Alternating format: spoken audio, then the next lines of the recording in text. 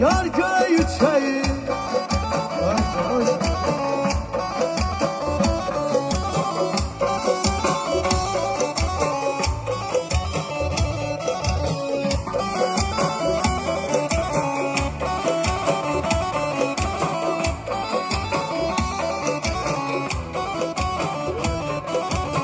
Sen ettim ağacın dolma yerini, bize çiçeği açın hava çiçeğler. Oğlum kuzu rengiler şeyleri, kına millet töküp ya da küleyler. Oğlum kuzu rengiler şeyleri, kına millet töküp ya da küleyler.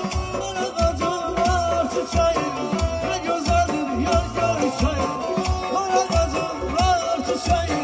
Ne güzeldir yar köy çayı.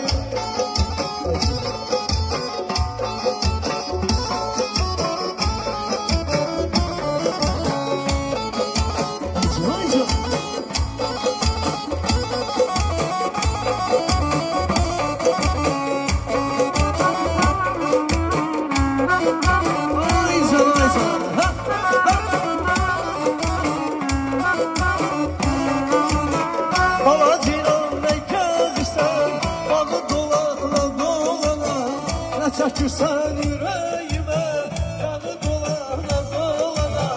Bana ceylan ne gelirsen, yanı dolana dolana.